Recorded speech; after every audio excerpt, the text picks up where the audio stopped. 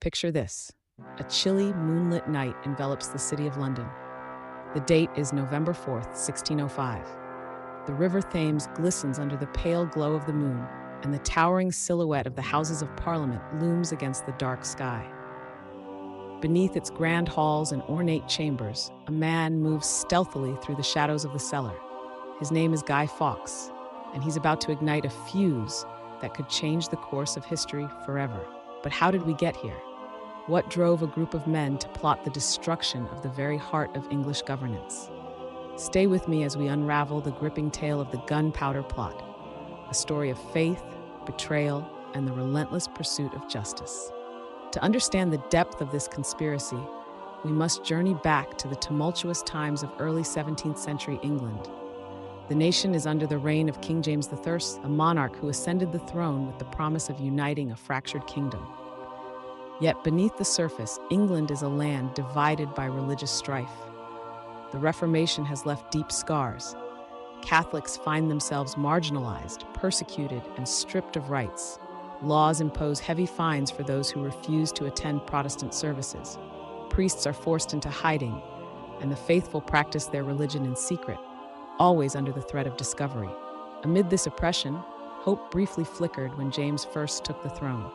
Many Catholics believed he might be more tolerant than his predecessor, Elizabeth I, but those hopes were quickly dashed as the king reinforced anti-Catholic laws. Disillusionment turned to desperation, and for some, peaceful resistance was no longer an option. Enter Robert Catesby, a man of conviction and unyielding faith. Tall, charismatic, and passionate, Catesby was deeply affected by the suffering of his fellow Catholics. He became convinced that only drastic action could bring about change. His plan? To eliminate the king and the government in one swift blow, paving the way for a Catholic monarch to ascend the throne. Catesby began assembling a group of trusted allies, each carefully chosen for their skills and loyalty. Among them were Thomas Wintour, a cunning diplomat, Jack Wright, a skilled swordsman, and Thomas Percy, who secured them access to the heart of Parliament. But perhaps the most critical member was Guy Fawkes, a soldier and explosives expert who had fought for Catholic Spain against Protestant Dutch forces. His expertise would be essential for their audacious plan. The plotters devised a bold strategy. During the state opening of Parliament, when the king, his family, and the nation's most powerful lords would be present, they would detonate a massive cache of gunpowder hidden beneath the House of Lords. The explosion would decimate England's leadership in one catastrophic moment. Securing a cellar directly beneath Parliament was no small feat, but fortune seemed to favor them. Thomas Percy managed to rent a vault that provided the perfect hiding place for their lethal cargo. Over months, they transported 36 barrels of gunpowder into the cellar, concealed under layers of coal and firewood. As the planned date of November 5th approached, the conspirators finalized their arrangements. Guy Fawkes would light the fuse and then escape across the Thames. Simultaneously, uprisings would be sparked in the Midlands, and Princess Elizabeth, the king's daughter, would be captured and installed as a puppet queen under Catholic control. However, in a plot thick with secrecy, a single whisper can unravel everything. An anonymous letter was sent to Lord William Monteagle, a Catholic sympathizer set to attend Parliament. The letter warned him to avoid the state opening, hinting at a devastating event that would befall those present. Alarmed, Monteagle took the letter to the authorities. Suspicion grew, and King James himself interpreted the cryptic message as a threat of explosives. Orders were given to search the cellars beneath Parliament meticulously. On the night of November 4th, oblivious to the danger closing in, Guy Fawkes made his final preparations. Disguised as a servant named John Johnson, he tended to the cellar, ensuring everything was in place. Little did he know that fate was about to intervene. In the early hours before dawn, Sir Thomas Knivet led a detachment of guards to search the vaults. They found Fawkes emerging from the cellar, dressed in a cloak and hat, spurs on his boots as if ready for a swift departure. Suspicion aroused, they apprehended him and proceeded to search the area. What they discovered sent shockwaves through the nation, the barrels of gunpowder hidden beneath the kindling. When confronted, Fawkes remained resolute. He declared that his intent was to blow the Scotsman, referring to King James, back to Scotland. His unflinching demeanor and bold defiance made him an instant symbol of both villainy and dark admiration. News of the arrest spread rapidly. The king was shaken but relieved, and the hunt for the remaining conspirators began in earnest. Under torture in the Tower of London, Guy Fawkes endured days of excruciating interrogation. The king authorized the use of the rack, a brutal device designed to stretch the body and break the will.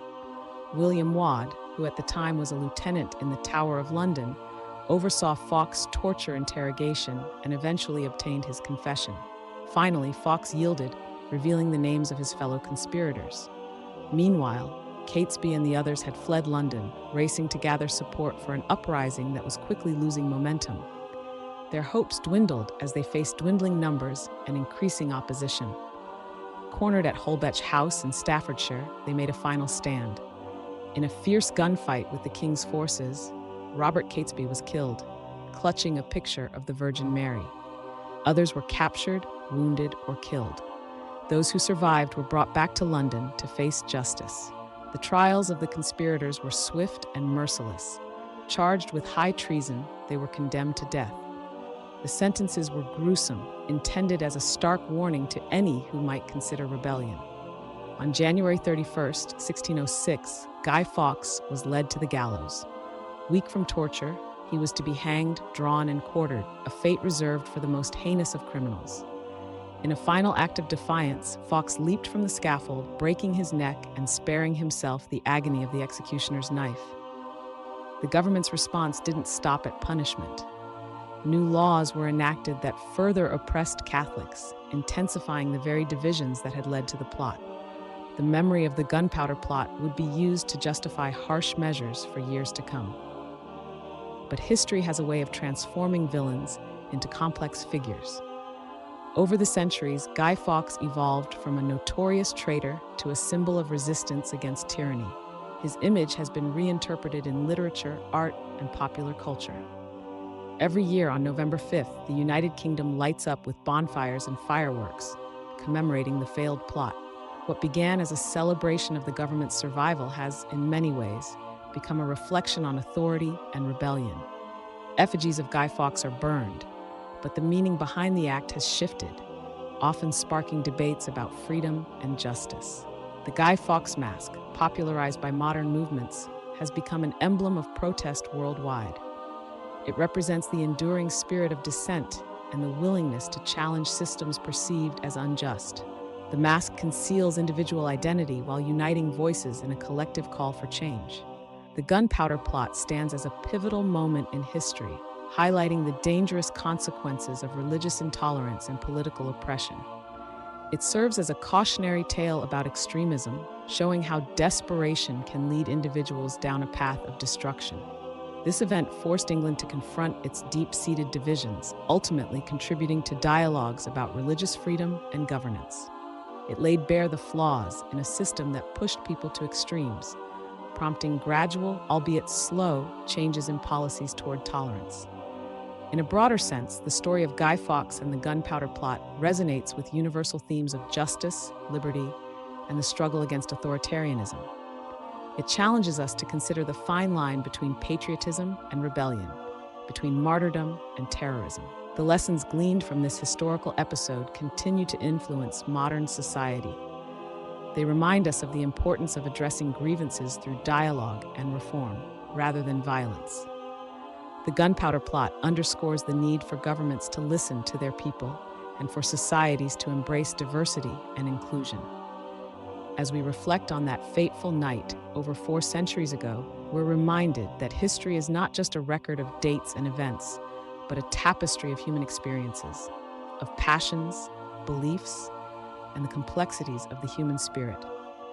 The story of Guy Fawkes is a compelling chapter that invites us to delve deeper into the forces that shape our world. It urges us to remember the past, not just for its triumphs, but for its tragedies, so we may learn and grow. If this journey through time has sparked your curiosity, there's so much more to explore. The intricacies of the Gunpowder Plot, the lives of those involved, and the profound impact on subsequent generations await your discovery. I invite you to click on the links in the description and the first pinned comment below. There, you'll find books and resources that delve into the depths of this remarkable event, offering insights and perspectives that enrich our understanding of history. Join us in uncovering the truths behind the legends, and let's continue the conversation about how a single night in 1605 continues to echo through the ages, shaping ideas about resistance, authority, and the enduring quest for justice. Thank you for joining me on this captivating exploration of one of history's most intriguing plots. Remember, history is not just about the past. It's a mirror reflecting our present and a guide lighting the way to our future. Until next time, keep questioning, keep exploring, and keep the flames of curiosity burning bright.